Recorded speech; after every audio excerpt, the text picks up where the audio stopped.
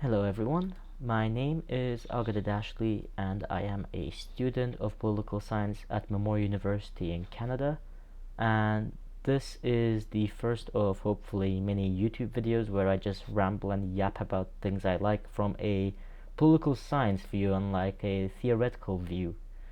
So today is the first episode, and this is something that relates to a conversation I had earlier today, and it is really intriguing to me. So without further ado, today's topic is systems, how they work, and why there is no truly open system from a political science perspective. Now, to understand a system, we have to look at its definition. A system is a set of things working together as parts of a mechanism or an interconnecting network. An example could be the railroad system. It's a system, it's working together, all the parts are working together. Or it could also be something like a physics parallel circuit. All the parts, the wiring, the lamps, or whatever switches you want to put, everything works together in a system. Now, this isn't the only definition of a system. A secondary definition of a system is principles or procedures according to which something is done, i.e., a school system, for instance. The public school system is a system. And what this allows us to do is this allows us to view systems in a really big way, that systems aren't just limited to or exclusive to one kind of science. A political system is in principle just as much a system as the aforementioned circuitry in physics, and this is the idea that we're going with. So there are two types of systems I'm going to be talking about in today's video. For the sake of simplicity, they're open and closed systems. And open systems are systems that interact with other systems by having inputs or outputs, usually both. And the examples of open systems include us humans actually as living organisms, the way we interact with our environment and how it interacts with us in this back and forth way where it's possible for both ways. We can interact with the environment, such as deforestation. We can cut down forests and make certain animals make certain animals go extinct or go very dangerous because we just destroyed their home. And the same way the environment can attack us is the sun. When you go out without sunscreen and you're exposed to sun for a long period of time, there's a radiation risk. So it's a give and take. It's never one-sided. It goes both ways in an open system. Now, closed systems are more bound systems, i.e. more defined, in which input is known and every resultant is known or can be known within a specific time. The biggest example of a closed system is actually chess, because chess is a game on a set board with a set of rules. It's a 64 square board, and each piece has its own rules, each piece has its own ways of moving and stuff, and this means that in theory, if you do enough calculations around it and if you dedicate your life to it, you can basically solve chess. And this isn't just a theoretical point, by the way. Chess is basically solved at this point because of supercomputers. Now, back in the day, in the 1990s, computers were just coming around, and IBM developed this computer called the Deep Blue that played Grandmaster Garry Kasparov.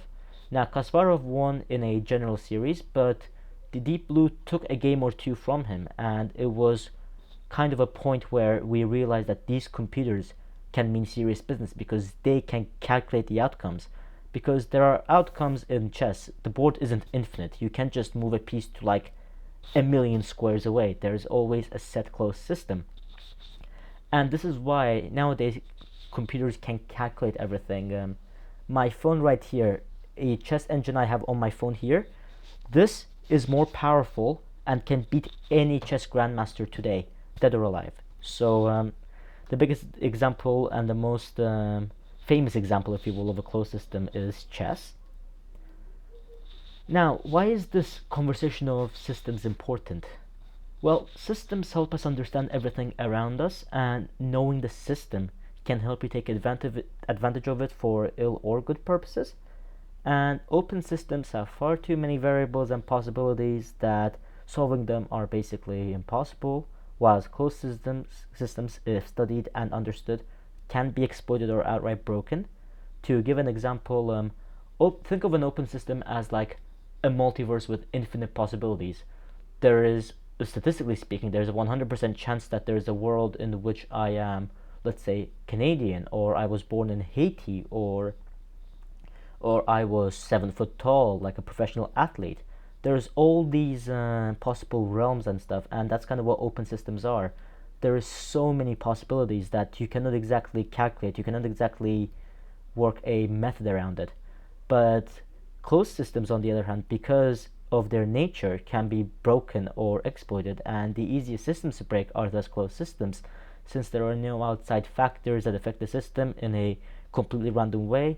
There is always a set way things are gonna go. So, for instance, if we're talking banks or economy or like markets, there are only two directions the market's going. It's either going up or down. There is a limited amount of choices, so with enough calculations, you can figure out the system. Now, the example of an unbreakable open system, other than the whole multiverse storyline, is humans. Because as humans, no matter how we live, there is always one thing that we all share. We will all die at some point.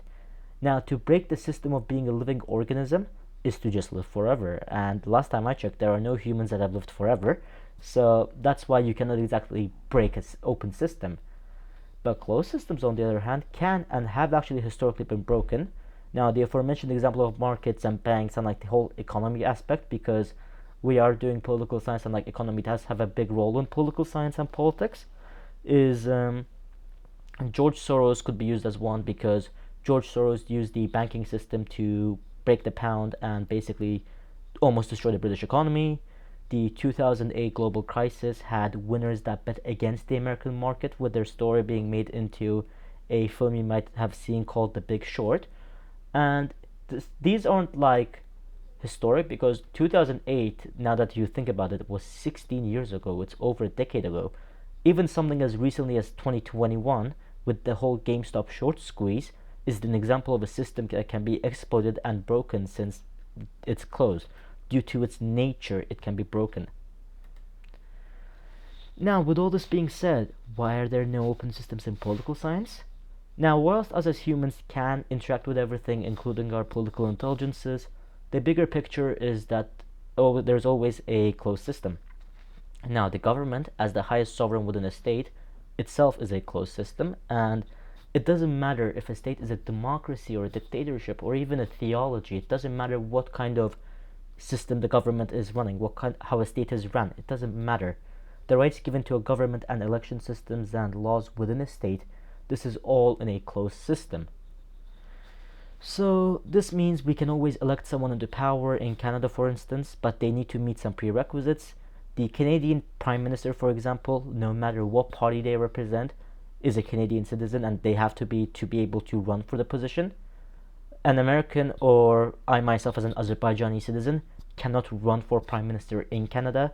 And another reason why the political system is closed is due to other actors within the state, such as banks and courts and corporations, which I will get to more detail now. Now, while states may be the only actors in politics in a de jure sense, the state still gets influenced monetarily or through other means such as nationalism and mainly the race to stay in power as long as possible by outside actors. Now, the biggest influence on states in the modern world is monetary through money and finances, and this is done through capitalism. And capitalism itself is an economic and political system in which a country's trade and industry are controlled by private owners for profit. And think of it this way. Think of political systems as like a slider on a photo editing app, and whilst beauty may be in the eye of the beholder, the best results you can get are when you interact with all the settings, not just dialing one setting up to 100. If you just take a photo, if you put exposure all the way to 100, it's just going to be a white photo. Inversely, if you put everything else at 100, it's going to look like this big mixed thing. If you put your shadows at 100, it's going to be like a black picture. If you slide one color too much, it's going to be that one color. So in that sense, work with everything you have. Work with all the settings, not just dial one setting to 100. And the modern political system is the equivalent of dialing capitalism and by extension money to 100 on the scale. And this means that even though there are other factors such as the political system, like democracies or dictatorships, they're still at a much lower level of importance compared to capitalism in today's world. Now, whilst we still do care about states and the fact that like we want more democracies and like democracy comes first in all of these countries, its role because of corruption and greed and how the monetary system encourages you to get as much money as possible no matter what, its importance is slowly dying out, and it's being replaced by the need for money. Now, you may think that since capitalism and democracy, for example, I'm just going to call it democracy from now on, but whenever I say democracy, think of any political system. So it could be like a theology, dictatorship. It doesn't matter how the government is run, it just matters like as an example. So, capitalism and democracy are in the same system, they're within the same government system, like the state system. This means that multiple systems can interact with each other, which kind of makes the system an open system to some people. But I want to explain why the system still remains closed, and I want to use a bit of an analogy. Think of democracy as water in a pot, and when you add heat to the pot, it starts boiling, and the boiling creates a vapor. Now, when you close the lid on the pot, the vapor can't escape. It's trapped with the water in a still closed system. And think of the heat as influence, such as more money or a longer term in office, melting the system to add a subsystem, in this case capitalism. And the lid remains closed since capitalism is integrated and interconnected to democracy and the world system, the economy and like the banks, they are all connected to government and stuff. So because a job of the government is to make the economy run well to for people to not suffer, and in that sense they're very much integrated. And to what level they are integrated, that is the only way to know that is to open the lid. Some countries like America are their political systems are built on the capitalism and like the rush of profit, whilst others like Cuba, for instance, are more socialistic. They're more, or Norway, for instance, they're more socialistic. They're more about like everyone being safe and everyone being afforded like the same form of luxury. There is no run for profit, especially in a place like Norway. Now, another analogy this can be compared to, and this is what I was gonna get into a bit more with the whole the level of connection, is the Schrodinger's cat experiment. Within the Schrodinger's cat thought experiment, you don't know if the cat is dead or alive until you open the box. So you don't know how the cat interacts with the radiation, or in our example, how capitalism interacts with the system of running the country until you look into it and you open the system. But what about anarchy, some people may ask? Because when you think about it, anarchy, i.e., the organization of society on the basis of voluntary cooperation without any political institutions or hierarchical government, kind of seems like an open system because there is no political institution or there is no government. So when you think about it, it's back to basics of humanity. It's back to 200,000 years ago when the Homo sapien was just around the corner. Now, even anarchy actually doesn't meet the open system idea, and here is why, as I'm getting to the final talking points of this video. So the first example I want to go with is other actors, because as discussed previously, whilst there may be no hierarchical government within an anarchy, other actors, particularly banks and other economic variables and systems, would still be around. The power always revolves around something, and the power revolving around the economy in a non-governmental, in a non-political system, means whoever owns the money, whoever runs the banks, they're the most powerful still, and it still creates a bit of a hierarchy. And banks are also considered closed systems due to the fact that they can be exploited, as mentioned before, as recently as 2021 with the GameStop squeeze. Take your pick as to how a bank can get exploited, but it can historically be exploited as a closed system. Now let's get to the grand finale, and some people may say, alright, let's just eliminate banks and everything altogether, let's just hit a hard reset. Now let's eliminate all other outside factors, like no banks, no NGOs, no nothing, no political system. It doesn't matter, like no political system, just Back to absolute basics. I mean, humans have been around for longer than half the establishments that we've constructed. So if we eliminate the construct, have we achieved an open system? Is the question of the day, and this, my friends, is where the beauty of the closed system comes in. Now, open systems still have rules of engagement, but they aren't exactly written down. When you close a system, you add rules and a framework to it, but when there is no rules and framework, there's still some common sense stuff you gotta think about. So, whilst you are welcome to and have the free will and openness to go poke a bear with a stick in natural law and in an open system, we don't do it because of the consequences. We go poking the bear, and the bear will bite us back, injuring or even killing us. And to humans and to us, I mean, we are humans, so life is sacred to us. We want to be able to live. That's what the system is. We want life. So if we poke the bear, we know the risk of what can happen to us, injury or death. So that's why we don't do it. And in the state of natural law, us as humans try and be the most powerful in all the land. Now, this isn't about any form of like, oh, just because it's no government or like a basic system. No, even today, capitalism, its biggest incentive is money and profit above everything. So people are very greedy. There are billionaires, and there are people that have all the money. The wealth is distributed in like unequally around the world and stuff. So even in today's world, with all the advancements, governments, and everything we have, we're still greedy. Us as humans fundamentally are greedy, and the biggest example we can give is no matter how advanced we are, we still have greed. We still have inequality within our societies and stuff. And to go back to our example of resetting and like starting over, when one person or group has all the power, the best way to take them down is to ally with those around you to take them down. So a very good example I will give is actually China. Now, the old school Chinese dynasties such as the Han or the Ming or like the Qing dynasties, these dynasties were literally this process. One person who would be in charge, the one let's say dynasty or clan who would be in charge, they would get power, they would get corrupt, they would get greedy, then they would be replaced by the next group, the one that was rallying the people against the let's say Han dynasty. Then that group who comes to power, they become corrupt, they become greedy, and then they have to get taken down by someone else. So it's a big loop. It keeps looping and looping, the process repeating over and over and over again, leading to endless wars as people fight for power. Now, to stop this war, one Thomas Hobbes argues that there is a need to have a Leviathan, or a powerful being that is the final authority on all political issues.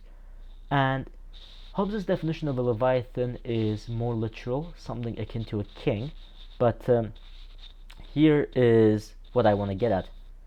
Now, the Leviathan, its shape we can choose. It can be anything we want.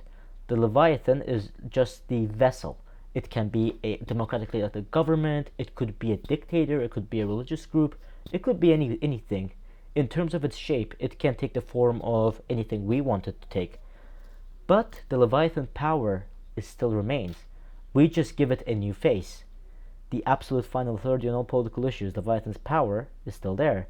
Because even in government and stuff, or for instance, a dictatorship, the final word always passes to the dictator. Or even in governments and stuff, certain bills or certain things, less so in like the more western parts of the world, but in more eastern parts and more illiberal democracies, the government very much pressures, and like the government pretty much gets what they want, and they're the final decision in all political issues, and all political authority is with the government.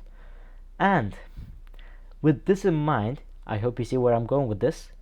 The cycle of going from natural laws to kings to governments, and with the rising interest and trend of the downward spiral back into natural law, this entire circle, this is the ultimate closed system in political science.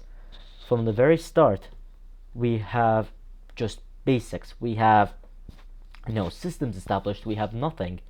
But then as we fight, as we evolve, we say, this system, this fighting is pointless. Let's appoint someone to be the head. Let's appoint someone that we choose to lead us.